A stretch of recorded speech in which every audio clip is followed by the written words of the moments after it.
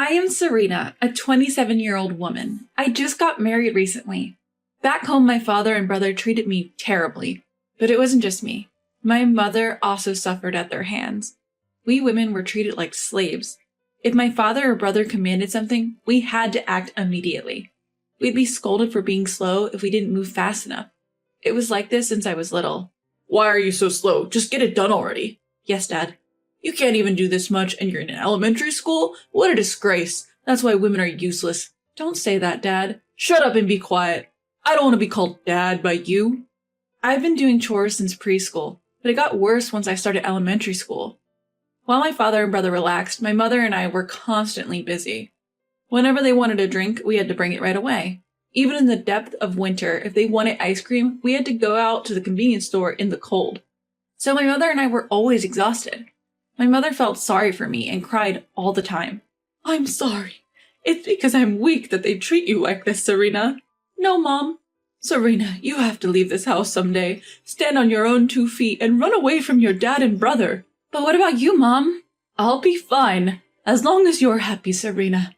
When I reached 10th grade, I thought about going to college, but my father said women didn't need education. He had a very old-fashioned mindset, thinking a high school diploma was enough for a woman. But I was in college prep school, and all my friends were planning on going to college. I loved studying, and I was determined to go to college. Despite this, my father wouldn't allow it. But at that time, my mother stood up against my father. I'd never seen her so determined. She excels at her studies.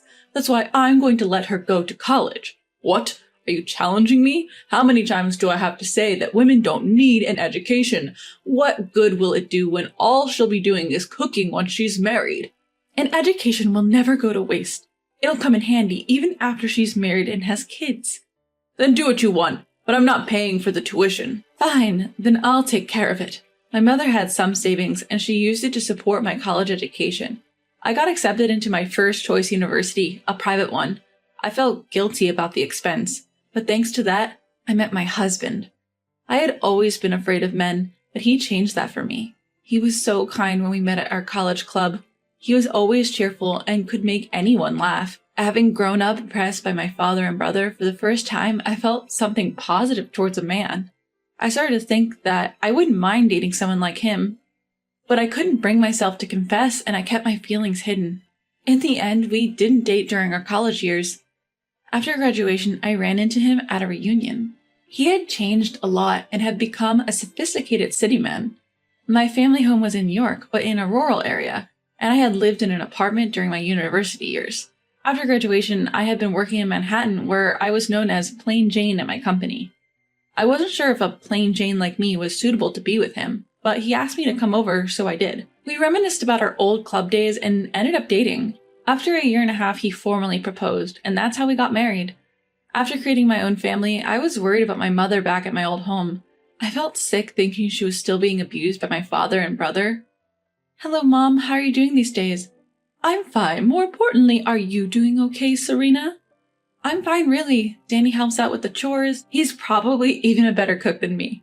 Oh, is that so? I guess he got that from his father, who's a chef, right? Maybe. Don't worry about me, okay? And you need to take care of yourself, Mom. Yes, I got it. Mom said this in her usual kind voice, but somehow I had a bad feeling. I had the hunch she was in trouble, due to my father and brother's horrible treatment. They despised us for being women, but my mother in particular was targeted. It was because of the scar on her face. She had an accident before I was born, which left a prominent scar. My father would call it hideous and disgusting, so my mom always covered the right side of her face with her hair where the scar was. It was heartbreaking that my mother, who got injured defending my father, was being called ugly. It was clear my father didn't appreciate her at all. Even my brother was cruel, saying things like, "Don't come to the open house, you're disgusting." I thought those were things one should never say, even if they are family. One day my husband and I were enjoying a happy hour. In the heat of midsummer, we were sipping chilled beer while nibbling on snacks. Suddenly, our home doorbell rang. It was just before 9 p.m., and we wondered who it could be at such an hour. Stepping out with my husband, we found Mom standing there. "Oh, Danny. Mother-in-law, what brings you here at this hour?" "Could you lend me $20? I'm sorry for bothering you, Serena and Danny." $20 is fine, but what happened?" "I thought I'd head to a motel or something." "A motel? What are you planning to do there now? As long as I can get some sleep, that's enough. What? I was kicked out of the house by your dad and his lot. I don't have any money. I froze in shock. When I asked her to tell me more, the details were beyond horrific. After dinner that day, Mom had been doing the usual housework. That's when Dad and brother started demanding more alcohol and ice cream. So Mom left the house with just her coin purse and smartphone. But when she got home, the door was locked from the inside. Unlock the door, I brought the drinks and stuff. Just leave it there. We don't need you anymore. What? Drop whatever you bought and disappear. A worthless wife like you. And that left my mom completely lost. She had used up almost all of her coins and couldn't even afford a taxi. So she had to walk all the way to our house. That's what happened? That's awful. Maybe I'm just useless now. Hey, Serena, let's live together with your mother. Really? Are you sure? Yeah, I don't mind. We have extra rooms. She can use one. But I can't be in the way of newlyweds. It's all right. I consider you like my own mother. Thank you. Oh, my mom burst into tears, sobbing. She must have been touched by my husband's kindness, something she was likely unaccustomed to. My husband, having lost his mother at a young age, was a hard worker raised by his chef father. He graduated from college on a scholarship, so he understands people's pain. Having such a husband, I realized how lucky I am. He was the polar opposite of my father and brother. From then on, we started our life as a three. Whenever we came home, Mom always had a hot meal ready for us. You don't have to go to all the trouble. Danny and I can do housework too. It's all right. I want to do this. Thank you, Mom. I feel a bit guilty. After a comforting home-cooked meal from Mom, I was relaxing when the doorbell rang. At the door were my father and older brother. You're here after all. How dare you send me a text like that? What's with, I don't want to be with you anymore, he bellowed. So what? I simply told you how I felt, she retorted. Oh, you're pretty bold. When did you start acting so high and mighty, he sneered. You were the one who told me to leave, right? So I'm saying, let's get a divorce, she shrugged. Well, I don't really need an old lady like you around, but if we're divorcing, pay me alimony, he demanded. Excuse me? My father was demanding alimony from my mother in case of a divorce. I wondered what had happened. Isn't that young guy I saw you with your new boyfriend? That's cheating, isn't it? He accused. No, it isn't, she responded. Oh, you two seem pretty close, though. We didn't do anything strange. I had no idea that my mother had been with a younger man. I started to panic. Was my mother really having an affair?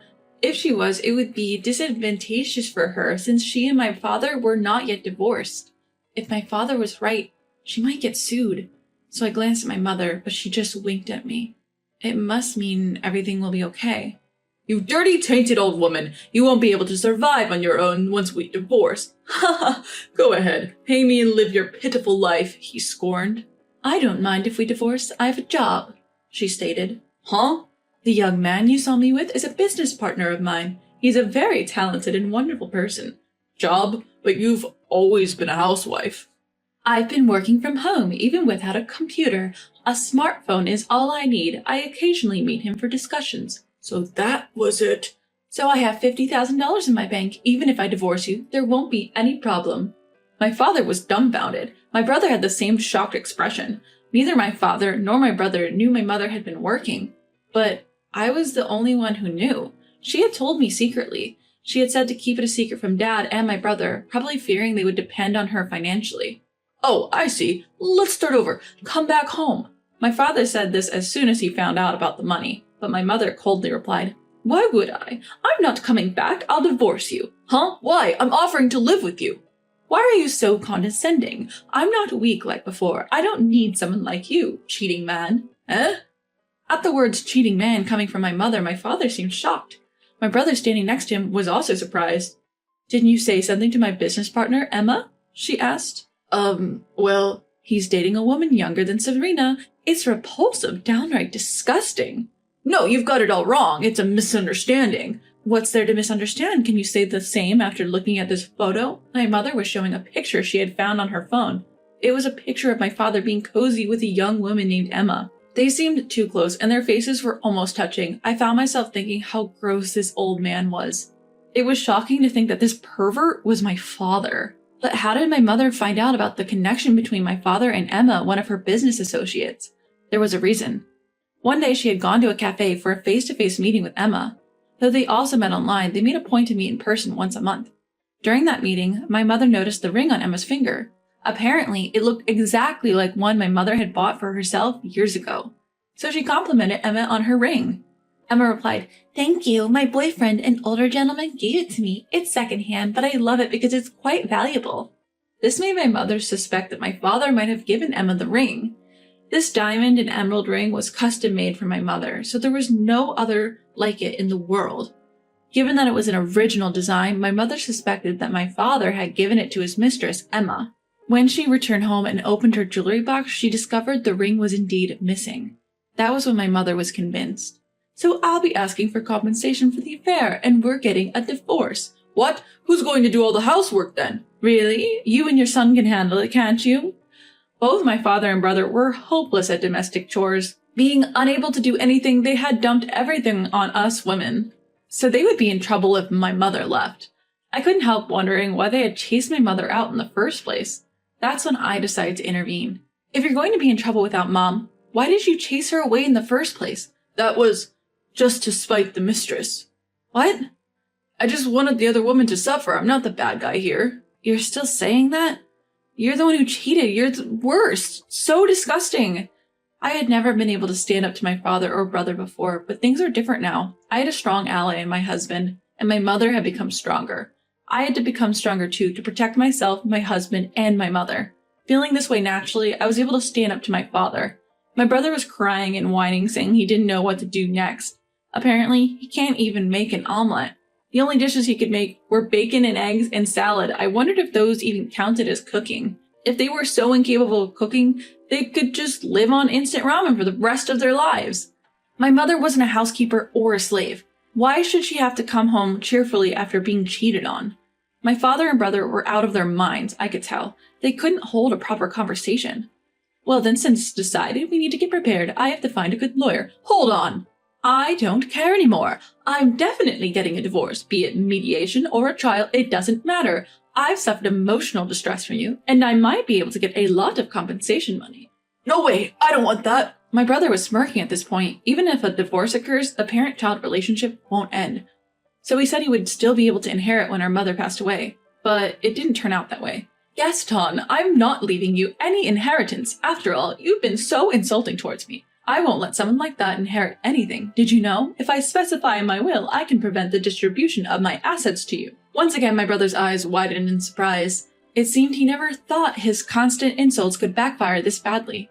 He probably didn't realize that this was the outcome of heaping profound insults on the person from whom he was to inherit. He cried out loud, almost too loudly. We lived in an apartment and his cries echoed down the hallways. I thought it might disturb the neighbors. A man from next door, who looked kind of scary, whom we tried not to interact with, came out due to the noise. He yelled at my father and brother, and they scampered off like they were running for their lives. Then, my mother divorced my father. It was a tough battle, but she managed to secure a hefty compensation. She cut off all ties with Emma, my father's mistress. After that, my father seemed totally downcast. My brother, too, upon realizing he won't inherit anything, spent every day in gloom. My father's work suffered, and he was gradually pushed into less significant roles. Finally, he voluntarily quit. My brother, who was a freelancer, couldn't make ends meet with his income alone. He reached out to me for help, but I ignored him. Of course, I blocked his calls and messages. After that, my mother moved to a different apartment. She said she felt guilty staying with us. My husband felt lonely, but I thought some distance might be a good thing. Even now, we three occasionally have dinner together, and it's truly enjoyable. But soon, we will become 4. That's because I am pregnant. I have no intention of letting my child meet their grandfather. I can't bear the thought of letting such a disgusting man hold my child. From now on, for my husband, my mother, and my child, I plan to become a stronger woman.